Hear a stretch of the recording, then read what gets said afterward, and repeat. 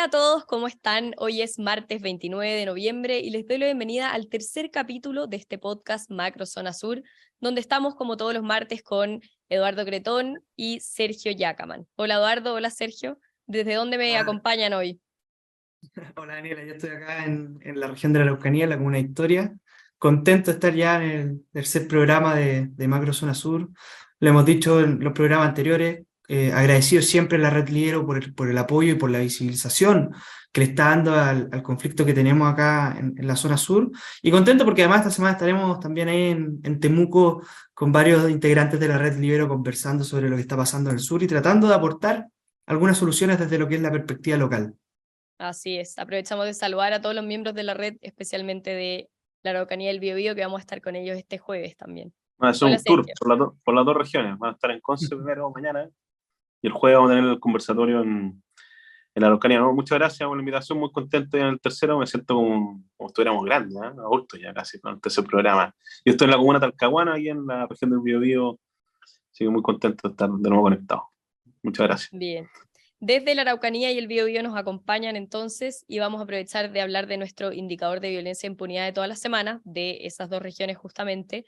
Esta semana tenemos 10 ataques, 3 de ellos fueron robos de madera. Dejaron 30 víctimas a pesar de ser solo 10, porque 20 eran estudiantes de una escuela rural que fue incendiada y 17 bienes afectados. Pero quizá uno de los datos más llamativos de la semana son los 11 detenidos y formalizados, porque 5 de ellos son importantes. Uno es el hijo de Héctor Yaitul, que se llama Pelentaro Yaitul. Entonces, primero, y esto también se suma a lo que pasó ayer, donde un operativo en conjunto de Carabineros y el Ejército logró la detención de otras 12 personas. Preguntarles lo primero, ¿cómo ven? Me imagino que bien, que los operativos de Carabineros y el Ejército finalmente tengan resultados. Vemos 12 personas ayer, estos 5 que estaban siendo buscados. Eduardo. A ver, lo primero me quedo con los 20 niños afectados de la escuela rural. No se pregunta qué mal puede hacer una escuela rural. En la región de la Araucanía tenemos muchas. ¿Qué mal puede hacer una iglesia? ¿Por qué fijar los atentados contra eso? Y la verdad es que es lamentable. La situación en la región de la Araucanía no es la primera y lamentablemente tampoco va a ser la última escuela rural que se vea afectada por este tipo de actos.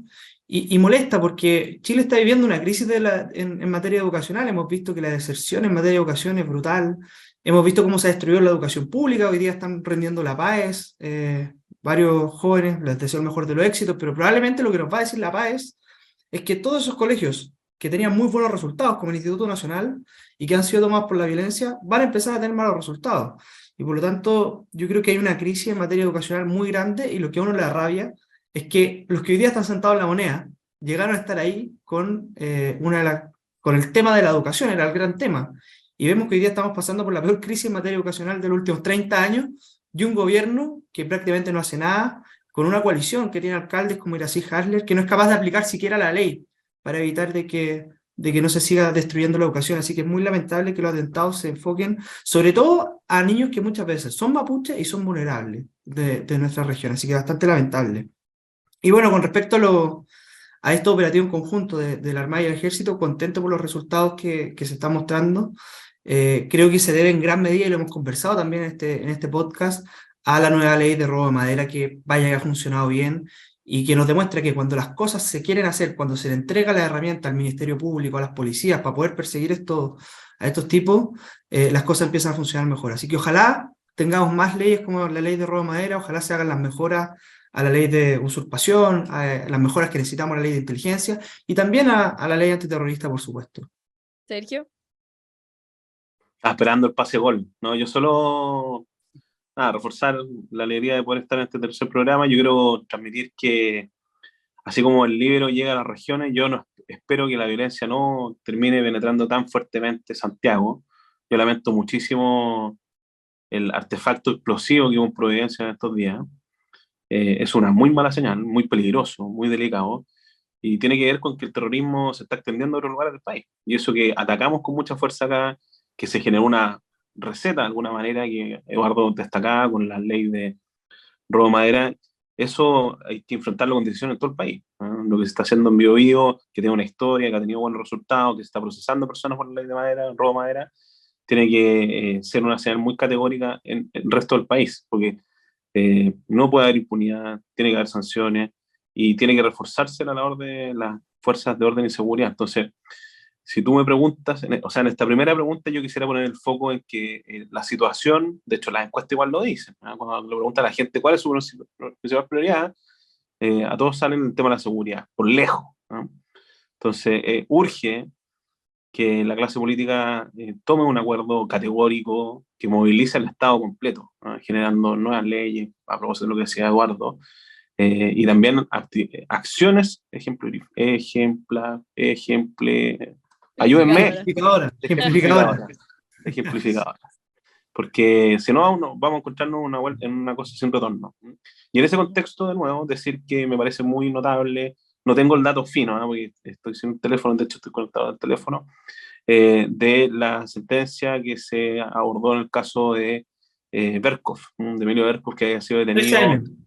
13 años. Es una buena noticia porque él había sido detenido como en un proceso de droga, pero está claramente vinculado a temas de terrorismo en la provincia de Arauco y también en la Araucanía. Entonces, era un caso bien ejemplificador y tiene que ser así. Oye, Sergio, y ejemplificador también de otra cosa que pasa mucho, que es gente que no tiene nada que ver con la causa mapuche. Él se llama Emilio Berkov. Claro, nadie. No tiene nada que ver con la causa mapuche, pero que utiliza precisamente la causa mapuche para hacer otro tipo de actividad ilícita. En este caso era tráfico de droga. Qué bueno que haya sido sancionado y que de una vez por todas estos tipos que utilizan la causa mapuche para su propio beneficio empiezan a caer todos. Me quedo con ese punto relacionado a Pelentaro Yaitul, que fue el detenido de esta semana. ¿Qué pasa entonces cuando ya no son los cabecillas, porque Héctor Yaitul sabemos que también está detenido, sino que son las segundas generaciones las que empiezan a cometer ilícitos? Sabemos que hay hijos de Yaitul, Wilcamán, Ancalaf, Tranamil, todos con los papeles manchados, todos con antecedentes. Entonces, ¿cómo se enfrenta ya no solamente la primera generación, sino la segunda generación de la misma orgánica con la misma violencia? Dani, yo lo que te diría, y quiero conversar con varias gente acá de la zona, que es que en los últimos 20, 25 años había un deterioro muy fuerte del tejido social. Me pasaba con gente, por ejemplo, en la zona de Lumaco, que me decía, oye, yo tenía compañeros que eran mapuches, con los que hacíamos negocios, con los que nos veíamos de igual a igual, y ahora no me saludan en la calle.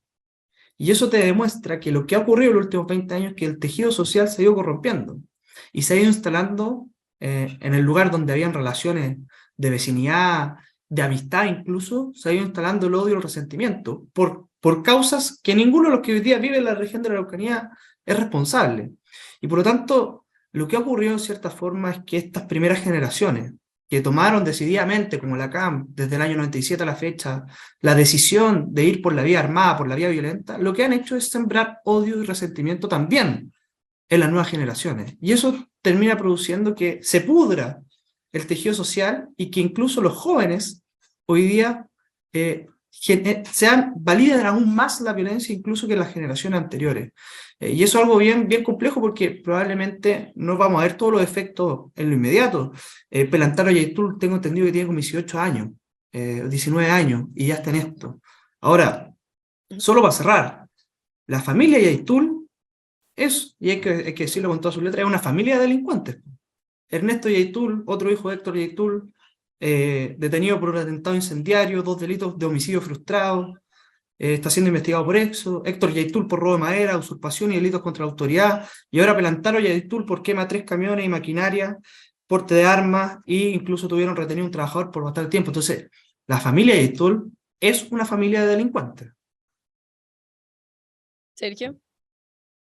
A mí me choca la cuña de Eduardo, porque probablemente hay algún director bueno, ¿eh? Espero algún día conocerlo, pero esos 3 casos que Eduardo cita son personas que están buscadas o, en su caso, sancionadas por la ley. Yo creo que respecto a qué opino sobre las segundas generaciones, yo creo que es muy malo. Es una pésima noticia de que haya segundas generaciones. Y yo creo que ahí, como sociedad, también fallamos porque tiene que haber un castigo. En algún momento, la causa mapuche se adhirió muy fuertemente y se vinculó a los hechos del estallido, ¿ah? De nuevo, se mal usó la causa y se usaba la bandera, no sé si se acuerdan, para las marchas grandes que hubo en todo el país. Y eso como que los transforma en héroes. ¿Se acuerdan también del homenaje que se hizo a la primera línea? En el Congreso creo que fue eso, ¿no? Un encuentro. Y claro, si uno destaca la violencia, surgen nuevos violentos, ¿no? Y son como una suerte de héroes. Yo creo que son muy malos, muy, muy malos. Y claro, la forma de abordarlo es sancionando a quienes ejercen violencia. Por eso yo creo que la gran noticia de esta semana es la detención de Belantaro, la sanción a Berkov. Son muy buenas noticias porque en el fondo el Estado está cumpliendo su rol, ¿ah? De salir a buscar a quienes delinquen, quienes cometen actos terroristas, quienes trafican droga. eh, y lo que hay que lograr es que la sociedad completa sancione a eso.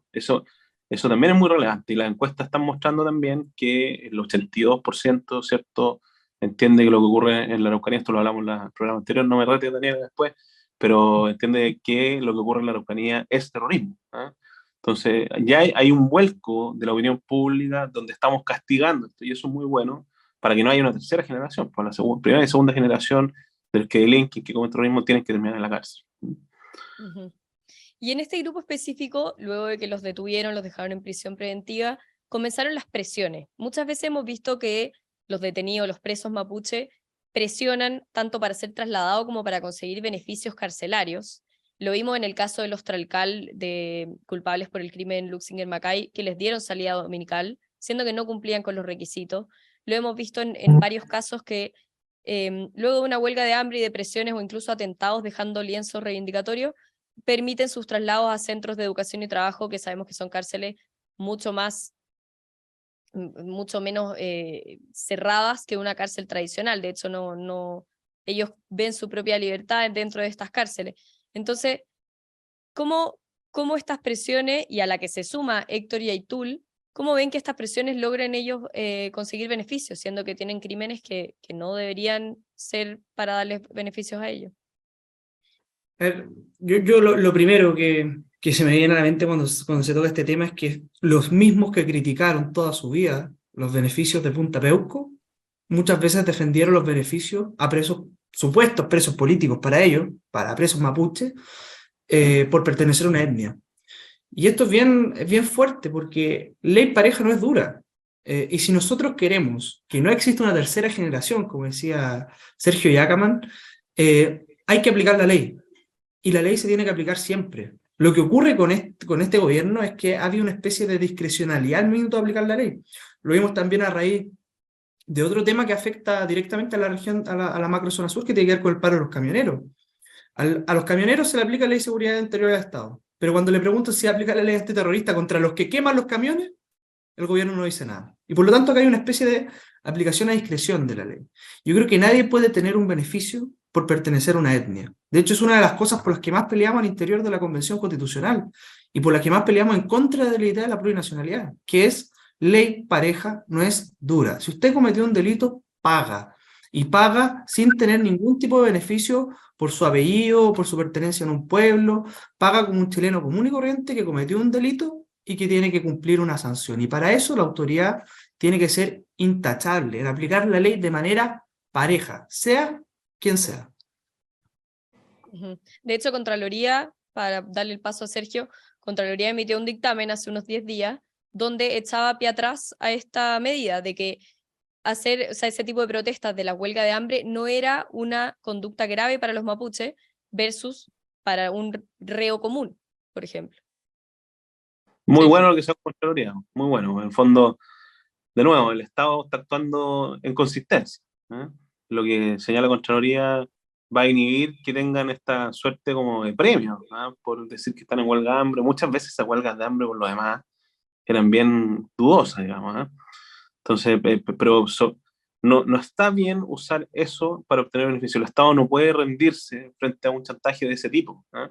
El Estado tiene que cumplir, velar porque se cumpla la ley, tal como lo dijo Eduardo, el principio de igualdad ante la ley pareja no es dura. Si uno comete un delito y ese delito te significa una condena, no porque te haya una huelga de hambre te la van a rebajar, ¿no? Eso no corresponde y me parece muy bien lo que hizo la Contraloría. Eduardo, este mismo punto de la huelga de hambre, Contraloría echando pie atrás. No, yo creo que estamos todos de acuerdo acá, que el principio de igualdad ante la ley, no pueden haber beneficios no se puede pretender chantajear al Estado utilizando la propia vida incluso. Eso es un atentado contra la dignidad también de la persona. Y es un elemento que por lo demás se lleva utilizando desde hace mucho tiempo. O sea, ya hemos visto, Héctor Yaitul tiene un magíster en huelgas de hambre para conseguir lo que quiere. Y muchas veces hemos visto que este recurso se utiliza para generar presiones que en el pasado efectivamente generaron que algunas autoridades echaran pie atrás con algunas decisiones. Yo espero, y en esto estoy muy de acuerdo con Sergio, que ahora el Estado actúe en consecuencia y no siga echando pies atrás por presiones de grupos que utilizan un elemento complejo como la huelga de hambre para poder presionar. Afortunadamente, hoy día tenemos las condiciones políticas, y eso es importante. Hoy día tenemos las condiciones políticas, sobre todo por el clima que hay después del plebiscito, por lo que ha ocurrido en el país en el último tiempo con respecto a la delincuencia, de que la gente ya no le compra a estos grupos la huelga de hambre. Ya saben que son grupos que persiguen sus propios intereses, que utilizan muchas veces la causa mapuche para su propio beneficio y que hoy día simplemente están pagando o porque están siendo investigados por delitos graves o porque están condenados por delitos derechamente. ¿Y qué pasa con los beneficios que ya se entregaron ahora que Contraloría da pie atrás? Por ejemplo, la salida dominical de los Tralcal. ¿Les parece que todo eso debería...? Deberían ¿Cómo? quitárselo, con efecto retroactivo. Sí, yo creo que está bueno ya. Como la gente igual también acabaría de ver que el Estado se rinde frente a un grupo de personas que se han denominado como enemigos del Estado. Y se rinde benevolente porque ve una fragilidad que no es tal. Que simplemente articulada para poder generar una opinión pública que tal como dice Eduardo ya no va a caer en esa trampa. Si la opinión pública no cae en la trampa, no cae el Estado. Y si es bueno que el Estado genere un efecto retroactivo. Yo creo que hay que dar señales categóricas, ¿no? Para que no haya terceras generaciones. ¿No? Que dar señales categóricas de quitar esos beneficios y empezar a implementar el todo rigor de la ley. Y lo importante también, Sergio, de que los líderes que en su minuto tienen que tomar estas decisiones lo hagan por convicciones y no por lo que dice la opinión pública en un momento u otro. O sea, es cierto, había un movimiento en la famosa ventana de Overton que hoy día dice que si alguien hace huelga de hambre no le creemos tanto, pero en su minuto, cuando la autoridad tuvo que tomar decisiones, no lo hacía también por temor a lo que iba a decir la opinión pública. Y por lo tanto, yo esperaría que tengamos líderes políticos que cuando estén en el Estado apliquen la ley siempre, sin miedo a lo que va a decir la encuesta, lo que va a decir la opinión pública del día domingo. Uh-huh. Para terminar, no quiero dejar pasar un tema que unas declaraciones que dijo el comodoro de la Armada, encargado de la seguridad en Arauco. Él dijo que la seguridad en la macrozona sur existía, pero no recomendaba veranear en ninguna de las dos regiones. Ustedes que son del Biobío y de la Araucanía, ¿qué les parecen estas declaraciones? El que quiera partir. Cretón. No, a ver, a mí en lo personal me genera un poco de dolor de guata porque uno conoce muchos emprendedores del rubro turístico. De hecho, recién me acaba de llegar un WhatsApp de una empresa de tinaja en Curacautín que estaba quemándose y lo primero que uno pide, por favor, que no haya sido un atentado. Y uno conoce muchos emprendedores del mundo turístico, muchos de ellos mapuches, en la zona de Nahuelbuta, lo que es Lumaco, Capitán Pastene, la cordillera la andina acá, Curacautín, el Parque Nacional Conguillío, Lonquimay, etcétera, y que cada vez ven que los turistas empiezan a llegar menos, por temor, por inseguridad. Yo lo que esperaría es que la autoridad genere las condiciones para que los turistas puedan llegar, no solamente para que ellos puedan pasar unas lindas vacaciones y poder conocer una de las regiones más lindas del país, sino que también para que esos emprendedores puedan también surgir y salir adelante. Hay mucho potencial turístico acá, lo que necesitamos es seguridad y autoridades que hagan la pega y no que terminemos en situaciones tan lamentables como que tengan, saben que mejor trate de no ir porque es medio peligroso. Yo espero que la situación se revierta, sobre todo por esa gente que conozco, que trabaja, que vive del turismo y que se pela al hombro todos los días y que lamentablemente por culpa de grupos pequeños, hoy día ve cómo el turista tiene miedo de venir a una de las regiones más lindas del país. Oye, para mí súper desafortunada la cuña, pero si la hice, ¿por qué realidad?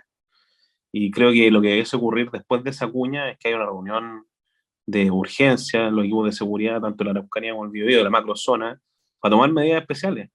Pues la gente va a ir igual, perdón, pero son pulmones turísticos, las dos regiones tienen centros turísticos que son potencia a nivel nacional y generan todo es una activación económica, son lugares que además tienen un valor para las familias que visitan, no sé, en Pucón, acá le dicen Puconce, ¿eh? Mucha gente de Concepción va a Pucón, Quillón, o sea, la región de la Araucanía y el Biobío tiene muchos centros turísticos.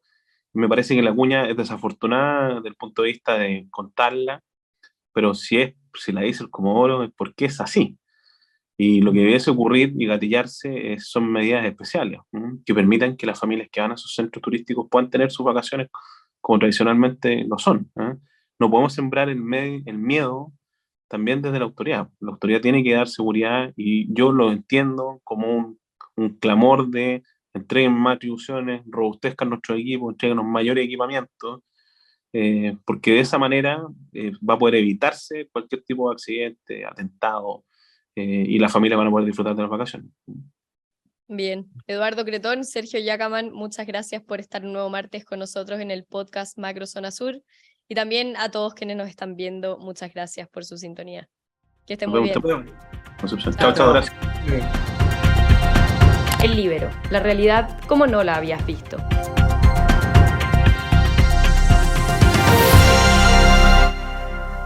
Haz que estos contenidos lleguen más lejos haciéndote miembro de la Red Líbero.